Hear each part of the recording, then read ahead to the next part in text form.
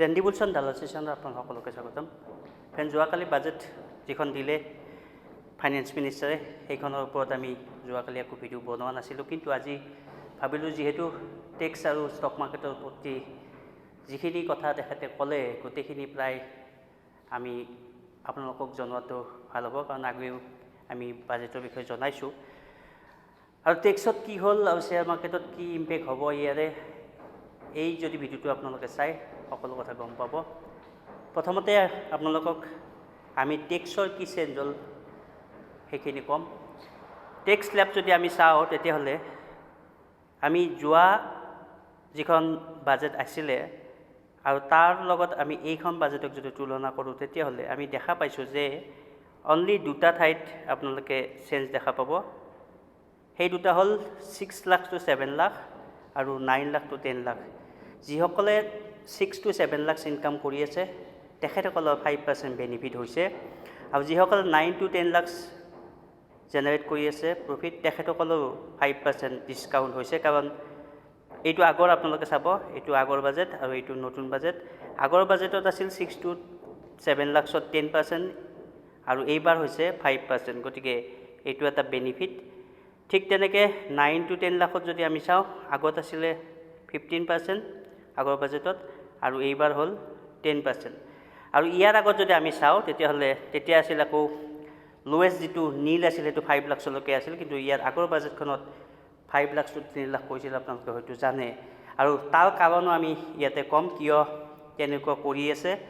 আৰু এই ভিডিঅ'টোত আমি ভাল বেয়া একো ক'বলৈ নাযাওঁ, জাষ্ট আপোনালোকৰ আগত ডাটাখিনি দিম, আপোনালোকে নিজে চাই ল'ব যে বাজেটখন ভাল হৈছে নে বেয়া হৈছে। এতিয়া কথাটো হ'ল টেক্স যিসকলে 10 লাখতকৈ ওপৰত, যিসকলৰ ইনকাম 10 লাখতকৈ ওপৰত, তেখেতসকলৰ একো লাভ বা লছ হোৱা নাই, কাৰণ আগৰ বাজেটতো একেই আছিল, এইবাৰতো একেই আছিল। অনলি যিসকল 6 to 7 লাখ মানে লোৱাৰ মিডল ক্লাছ আৰু মিডল ক্লাছ 9 to 10 লাখ, তেখেতসকলে 5% বেনিফিট পাব। বাকী একেই আছে আগৰ লগত, গতিকে এই কথাটো গ'ল। এতিয়া নেক্সট কথাটো হ'ল যে চেলাৰিড এমপ্লয়িড, যিসকল চেলাৰী লৈ আছে গভমেণ্ট এমপ্লয়ি, তেখেতসকলৰ কি বেনিফিট হৈছে। যদি আমি ফেমিলি পেঞ্চন ডিডাকশ্যনৰ কথা চাবলৈ যাওঁ তেতিয়াহ'লে ফেমিলি পেঞ্চন ডিডাকশ্যন আমি 15,000 আছিল ইয়াৰ আগৰ বাজেটত আৰু এইবাৰ 25 হৈছে, গতিকে এইটো এটা বেনিফিট যিসকলে পেঞ্চন ফেমিলি পেঞ্চন ডিডাকশ্যন সুবিধা লৈ আছে। আৰু যদি আমি চাওঁ deduction for employee contribution to NPS, সেইটো 14% হৈছে, আগত আছিল 10%, গতিকে এইটো এটা বেনিফিট, 4% বেনিফিট পাইছে। যিসকলে NPSত পইচা থয় তেখেতসকলে যেতিয়া ৰিটায়াৰমেণ্ট হ'ব 4% কৰি, এতিয়া যিহেতু তেখেতসকলে বেছি জমাত হ'ব আৰু বেনিফিটটো সেই হিচাপে পাব, গতিকে এইটো বৰ এটা বেয়া কথা নহয়। NPSত পইচা থোৱাটো ভালেই, আৰু কণ্ট্ৰিবিউশ্যন 14% দিব, আগত 10% আছিলে, গতিকে এইটো এটা ভাল বুলিয়ে ক'ব পাৰোঁ। যদি আপোনালোকে বেয়া বুলি ভাবে তেতিয়াহ'লে কমেণ্টত জনাব। নেক্সট হ'ল কথাটো হ'ল যে এই যে টেক্সৰ একো চেঞ্জ বেছি বৰ বিশেষ একো নহ'ল, আৰু ইয়াৰ বিহাইণ্ড দ্য চিন কি কথা, কিয় এনেকুৱা গভমেণ্টে কৰিলে। মোৰ বোধেৰে তেখেতসকলে ইয়াৰ আগৰ বাজেটতে যিহেতু 5 লাখলৈকে নীল আছিলে, আপোনালোকে চাব এই পৰ্চনখিনি 5 লাখলৈকে নীল আছিল, তাৰ আগৰ বাজেটতে এই কথাটো কৰিলে এই কাৰণে যে গভমেণ্টে চাগে বিচাৰিছে যে মেক্সিমাম মানুহে টেক্স দিয়ক, মানে অলমষ্ট দুখীয়া বুলি ক'ব পাৰোঁ, কাৰণ 3 লাখৰ পিছতেই যেতিয়া টেক্স দিব লগা হ'ল। এটা কথা আছে যে আমি বহুতে কৈ থাকে যে যাৰ পৰা লৈছে বহুত লৈছে, যাৰ পৰা লোৱা নাই একো লোৱা নাই, সেই কথাটো এতিয়া হয়তো নাথাকিব, কাৰণ ইণ্ডিয়াত টেক্স পে' কৰা মানুহৰ সংখ্যা বহুত কম আছিলে, গতিকে এই টেক্স পে' কৰা মানুহৰ সংখ্যা বঢ়াবৰ কাৰণে 5 লাখটো আনি 3 লাখ কৰি দিলে, আৰু তাৰ ফলত এতিয়া মেক্সিমাম মানুহে ইণ্ডিয়াৰ টেক্স দিবলগীয়া হ'ব, কাৰণ 3 লাখৰ পিছতে টেক্সত পৰি যায়। গতিকে এইটো আমি যদি এজ এ কমন পাব্লিক হিচাপে চাওঁ ভাল কথা নহ'ল, কাৰণ বহুত দুখীয়া মানুহ এজনে 3 লাখতে যদি টেক্স দিব লগা হয় তেতিয়াহ'লে কি অৱস্থা হ'ব। আৰু ইফালে ইনফ্লেশ্যন আছে, খৰচ আপোনালোকে জানে কিমান বাঢ়িছে, গতিকে আপোনালোকে যদি কিবা ক'ব খোজে কমেণ্টত জনাওক। গতিকে এই কাৰণেই গভমেণ্টে আচলতে এই স্লেবটো আগত 5 আছিল 3 কৰিলে আনিছিল আগৰ বাজেটত, আৰু এইবাৰো একেই ৰাখিলে, গতিকে এইখিনিয়ে আছিলে আপোনালোকৰ টেক্স স্লেবৰ কথা।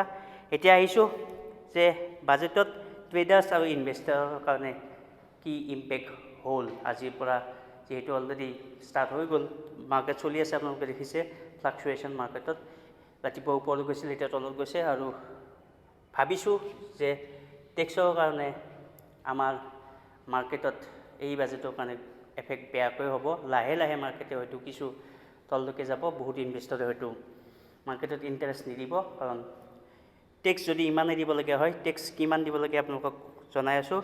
যে এই বাজেটখনত এটা প্লাছ পইণ্ট আছিল যে কেপিটেল গেইন এক্সামশ্যন লিমিট হাইক কৰিলে। আগতে 1 লাখ টকা যদি আপুনি পাৰ ইয়েৰত প্ৰফিট লৈছিল ষ্টক মাৰ্কেটৰ পৰা, তেতিয়াহ'লে টেক্স দিব নালাগিছিল, কিন্তু 1 লাখৰ ওপৰখিনিত দিব লাগিছিলে 10%কৈ লং টাৰ্মত, যদি আপুনি 1 বছৰ বেছি হোল্ড কৰে। আৰু এতিয়া কি হ'ল যে 1 লাখলৈকে আপুনি যিটো দিব নালাগিছিল সেইটো কৰিলে 1.25, তাৰমানে 1,25,000 টকালৈকে আপুনি যদি ইয়াৰৰ ভিতৰত আপুনি প্ৰফিট কৰে তেতিয়াহ'লে টেক্স দিব নালাগে চৰকাৰক। কিন্তু 1,25,000ৰ ওপৰত যিখিনি আপুনি লং টাৰ্ম কেপিটেল গেইন ল'ব, সেইখিনিত কিন্তু এতিয়া আগত 10%ৰ পৰা বঢ়াই 12.5% কৰি দিলে। আৰু লগতে শ্বৰ্ট টাৰ্ম কেপিটেল গেইন 20% কৰিলে, আগত 15% আছিল। গতিকে এইটো ষ্টক মাৰ্কেটত ইম্পেক্ট নিশ্চয় হ'ব আৰু হৈ আছে। আৰু যদি আমি চাবলৈ যাওঁ মিউচুৱেল ফাণ্ড এটা যদি আমি ধৰোঁ এপ্ৰক্সিমেট, এতিয়াতো বহুত দিছে, বাট লং টাৰ্মত মিউচুৱেল ফাণ্ডে ইমান দিব নোৱাৰে, আগতেও দিয়া নাছিল। 25 বা 20% যদি আমি প্ৰফিট এটা মিউচুৱেল ফাণ্ডে দিব পাৰে বুলি ধৰোঁ, তেতিয়াহ'লে 12.5% তেখেতে টেক্স দিব লাগিব। প্লাছ ইনফ্লেশ্যন যদি আমি নৰ্মেল 6% ধৰোঁ, তেতিয়াহ'লে 12.5 + 6, তাৰমানে 18% আপোনাৰ একো নাই। অনলি 2% একচুৱেলি আপুনি প্ৰফিট লৈছে, যদি 20% আপুনি মিউচুৱেল ফাণ্ডৰ পৰা পাইছে। কিন্তু কম্পাউণ্ডিং হয়, অভিয়াছলি বেছি পায়, সেইটো বেলেগ কথা। বাট আমি ইয়াৰ হিচাপত যদি চাবলৈ যাওঁ, পাৰ ইয়াৰ আপোনাৰ হাতত 22%হে একচুৱেল প্ৰফিট হ'ব যদি এনেকুৱা টেক্স দিবলগীয়া হয়। নেক্সট কথাটো হ'ল যে এই যে টেক্স চেঞ্জ কৰিলে, এইটো আগতে হৈছিল নে নাই, বা ইণ্ডিয়ান মাৰ্কেটত আগত কি আছিলে। যদি আমি হিষ্ট্ৰী চাবলৈ যাওঁ কেপিটেল গেইন, লং টাৰ্ম কেপিটেল গেইনৰ কথা, তেতিয়াহ'লে 1992ত 20% আছিলে আগত LTCG। তাৰপিছত লগতে আছিলে ইণ্ডেক্সেশ্যনো, সেই লগত 20% লগত ইণ্ডেক্সেশ্যন আছিলে। আৰু 1997ত আছিল 20% LTCG। তাৰপিছত 1999তো আছিল 20%। এই গোটেইকেইটাত চাব উইথ ইণ্ডেক্সেশ্যন। আৰু 2004, 8, 16ত LTCG নাছিলে, গতিকে 0 LTCG আছিলে। যিসকলে 2004ৰ পৰা 2016লৈকে ইনভেষ্ট, 18লৈকে ধৰক, 18ত লগাইছে, গতিকে 18লৈকে যিসকলে লং টাৰ্ম ইনভেষ্ট কৰিছে তেখেতসকলে কোনো টেক্স দিব লগা হোৱা নাছিল LTCG হিচাপত। 2018ত আহিলে 10% LTCG, যিসকলে 1 লাখতকৈ ওপৰত ইনকাম জেনেৰেট কৰে ষ্টক মাৰ্কেটৰ পৰা। আৰু 2022 একেই থাকিলে, 10% থাকিলে, 1 লাখে থাকিলে। আৰু এইবাৰ 2024ত আপোনালোকে নিজে দেখিলে যে 12.5% কৰিলে। গতিকে এইটো এটা বেয়া ষ্টক মাৰ্কেটৰ কাৰণে। গতিকে ইয়াৰ এফেক্ট লাহে লাহে হ'লেও হ'ব, নহ'লে ষ্টক মাৰ্কেট কিছুদিন কনচলিডেট কৰিব, নহ'লে কাৰেকশ্যন কৰিব। আৰু হয়তো যিসকল এতিয়ালৈ ভাবিছে যে ষ্টক মাৰ্কেট চলিয়ে থাকিব এনেকৈ, তেনেকুৱা কেইদিনমান হয়তো চলিব পাৰে, কিন্তু শেষত আল্টিমেটলি কেলকুলেশ্যন কৰি গম পাব যে সেইসকলেও হয়তো লছত ওলাব লাগিব, হ'ব পাৰে। গতিকে সেইটো আপোনালোকে চাই ল'ব।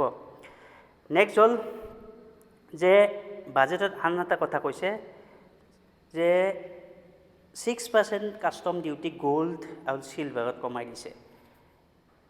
এইটো কিয় কৰিছে? এইটো এই কাৰণে কৰিছে যে ছভাৰেন গ'ল্ড বুলি যিটো এটা স্কিম গভৰ্ণমেণ্টে আনিছিলে, মানে ডিজিটেল গ'ল্ড বুলি কৈছোঁ, ফিজিকেল গ'ল্ড নহয়। আপুনি ঘৰত গ'ল্ড কিনি থোৱাটো বেলেগ কথা, বাট গ'ল্ডৰ বিনিময়ত গ'ল্ড নিকিনি আপোনালোকে কি কৰিব পাৰে, ডিজিটেল গ'ল্ড কিনিব পাৰে। সেইবোৰ যিকোনো এপতে কৰিব পাৰে। সেইটো যিটো ৰিডামশ্যন, এতিয়া মানুহে ফাৰ্ষ্ট উইক অফ আগষ্ট 2024ত ফাৰ্ষ্ট টাইম সেই পইচাত যিসকলে আগতে ইনভেষ্ট কৰিছিল উলিয়াব পাৰিব। তাৰমানে এটা টাৰ্ম শেষ হ'ল, এই টাৰ্মৰ পিছত বেনিফিট ল'বৰ কাৰণে তেখেতসকলে উইথড্ৰ কৰিব পাৰিলেহেঁতেন। গতিকে এতিয়া যদি এই 6% কাষ্টম ডিউটি কমাই দিলে, তাৰ মানে হ'ল যে আগত যিটো ছভাৰেন গ'ল্ডত পইচা দিম বুলি কৈছিল, তাৰ পৰা 6% এতিয়া মাইনাছ হ'ব। তাৰমানে এতিয়া আপুনি সেই আগত যিটো হিচাপত থৈছিলে ছভাৰেইন গোল্ডত যিটো পইচা পাম বুলি ভাবিছিলে 2024ত আগষ্টত সেইটো এতিয়া নাপায়, তাৰ পৰা 6% কম পাব। কিন্তু ভাল হ'ল এই কথা যে আপুনি যদি বিয়া পাতিব খুজিছে ভাল হৈছে, কাৰণ গ'ল্ড আপুনি 6% কমত পাব এতিয়া, কিন্তু গ'ল্ড অলৰেডি ওপৰতে আছে, তাৰ পৰা 6% পালেও কি হ'ব, গতিকে সেই হিচাপে চাব পাৰে। কিন্তু ছভাৰেইন গোল্ডত এটা লছ হ'ল, যিসকলে ইনভেষ্টমেণ্ট কৰি আছিল ইমান দিনে, কিন্তু ফিজিকেল গ'ল্ডত প্ৰফিট হ'ল।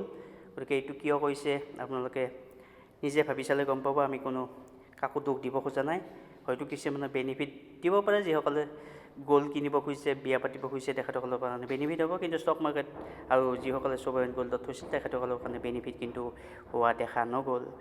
নেক্সট হ'ল ইণ্ডেক্সেশ্যন, আৰু এইটো কি হয়, তাৰমানে এইবাৰ এইটো এলিমিনেট কৰি দিলে টেক্সৰ পৰা। যিসকলে প্ৰপাৰ্টি কিনি থৈছে, লং টাৰ্ম প্ৰপাৰ্টি যেনেকুৱা হওক, আপোনাৰ ঘৰে হওক, ফ্লেটে হওক, আৰু তেখেতসকলে হয়তো ভাবিছে যে মই 10 বছৰ বা 5 বছৰ পিছত এইটো প্ৰপাৰ্টি বিক্ৰী কৰি দিম, এইটো মাটি বিক্ৰী কৰি দিম।